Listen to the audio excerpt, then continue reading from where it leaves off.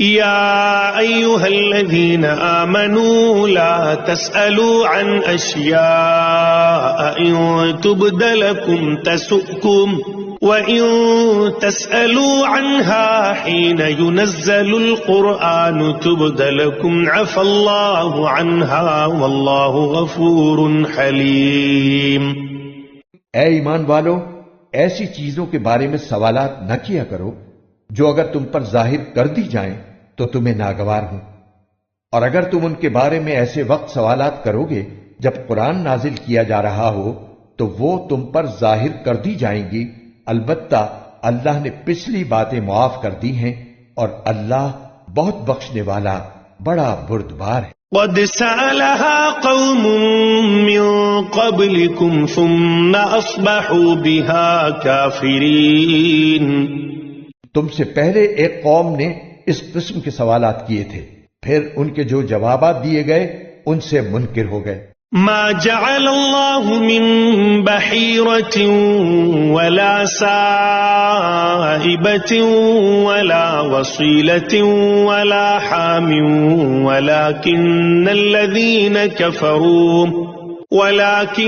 الذين كفروا يفترون على الله الكذب وأكثرهم لا يعقلون۔ اللہ نے کسی جانور کو نہ بحیرہ بنانا طے کیا ہے، نہ سائبہ، نہ وسیلہ اور نہ حامی،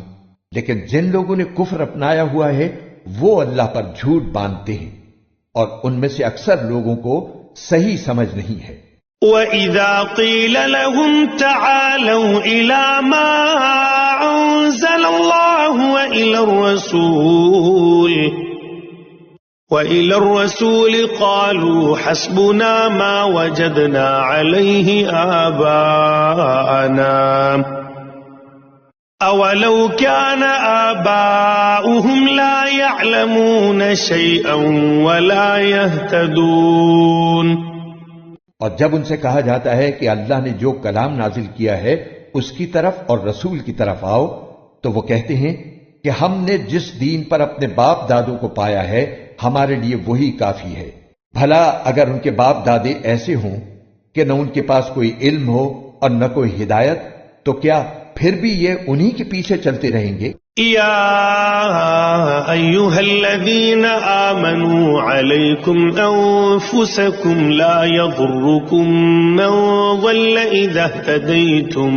إِلَى اللَّهِ مَرْجِعُكُمْ جَمِيعًا فَيُنَبِّئُكُمْ بِمَا كُنتُمْ تَعْمَلُونَ۔ اے ایمان والو، تم اپنی فکر کرو، اگر تم صحیح راستے پر ہوگے تو جو لوگ گمراہ ہیں وہ تمہیں کوئی نقصان نہیں پہنچا سکتے۔ اللہ ہی کی طرف تم سب کو لوٹ کر جانا ہے، اس وقت وہ تمہیں بتائے گا کہ تم کیا عمل کرتے رہے ہو۔ يا أيها الذين آمنوا شهادة بينكم إذا حضر أحدكم الموت حين الوصية اثنان ذوا عدل منكم أو آخران من غيركم إن أنتم ضربتم في الأرض فأصابتكم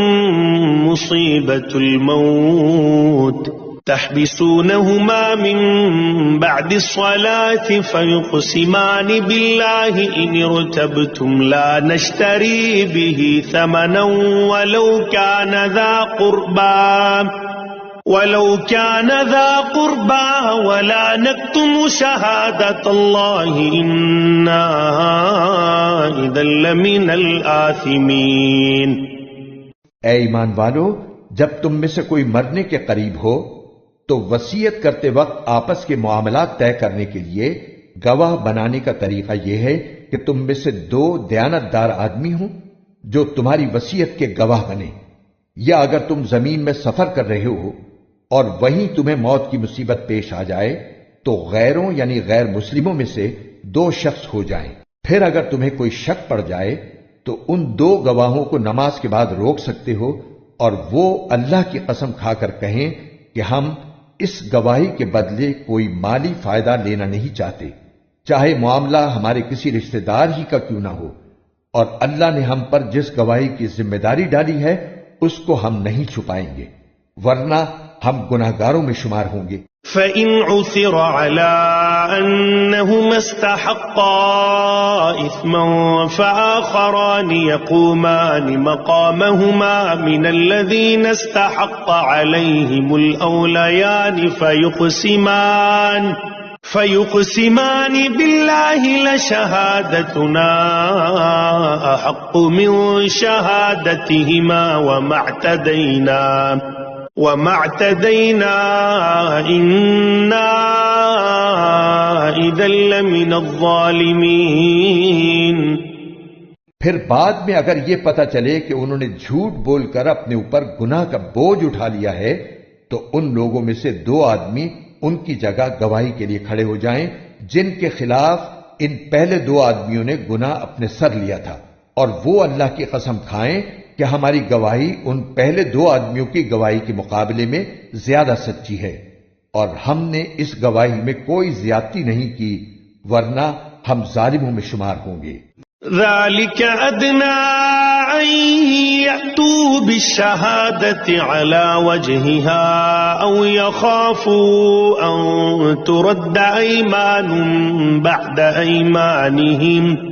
واتقوا الله واسمعوا والله لا يهدي القوم الفاسقين۔ اس طریقے میں اس بات کی زیادہ امید ہے کہ لوگ شروع ہی میں ٹھیک ٹھیک گواہی دیں، یا اس بات سے ڈریں کہ جھوٹی گواہی کی صورت میں ان کی قسموں کے بعد لوٹا کر دوسری قسمیں لی جائیں گی جو ہماری تردید کر دیں گی، اور اللہ سے ڈرو اور جو کچھ اس کی طرف سے کہا گیا ہے اسے قبول کرنے کی نیت سے سنو، اللہ نافرمانوں کو ہدایت نہیں دیتا۔ يوم يجمع الله الرسل فيقول ماذا أجبتم قالوا لا علم لنا إنك أنت علام الغيوب۔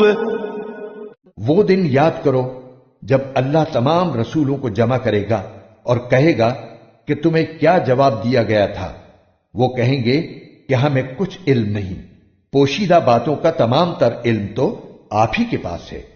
اذ قال اللہ یا عیسی ابن مریم اذکر نعمتی علیک وعلی والدتک اذ ایدتک بروح القدس تکلم الناس فی المہد وکہلا وَإِذْ عَلَّمْتُكَ الْكِتَابَ وَالْحِكْمَةَ وَالتَّوْرَاةَ وَالْإِنْجِيلَ وَإِذْ تَخْلُقُ مِنَ الطِّينِ كَهَيْئَةِ الطَّيْرِ بِإِذْنِي فَتَنفُخُ فِيهَا فَتَكُونُ طَيْرًا بِإِذْنِي وَتُبْرِئُ الْأَكْمَهَ وَالْأَبْرَصَ بِإِذْنِي وَإِذْ تُخْرِجُ الْمَوْتَى بِإِذْنِي وَإِذْ كَفَفْتُ بَنِي إِسْرَائِيلَ عَنكَ إِذْ جِئْتَهُم بِالْبَيِّنَاتِ فقال الذين كفروا منهم إن هذا إلا سحر مبين۔ یہ واقعہ اس دن ہوگا جب اللہ کہے گا، اے عیسیٰ ابن مریم، میرا انعام یاد کرو جو میں نے تم پر اور تمہاری والدہ پر کیا تھا، جب میں نے روح القدس کے ذریعے تمہاری مدد کی تھی،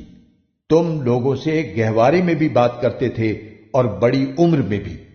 اور جب میں نے تمہیں کتاب و حکمت اور تورات و انجیل کی تعلیم دی تھی، اور جب تم میرے حکم سے گارا لے کر اس سے پرندے کی جیسی شکل بناتے تھے، پھر اس میں پھونک مارتے تھے تو وہ میرے حکم سے سچ مچ کا پرندہ بن جاتا تھا، اور تم پیدائشی اندھے اور کوڑھی کو میرے حکم سے اچھا کر دیتے تھے، اور جب تم میرے حکم سے مردوں کو زندہ نکال کھڑا کرتے تھے، اور جب میں نے بنی اسرائیل کو اس وقت تم سے دور رکھا جب تم ان کے پاس کھلی نشانیاں لے کر آئے تھے، اور ان میں سے جو کافر تھے انہوں نے کہا تھا کہ یہ کھلے جادو کے سوا کچھ نہیں۔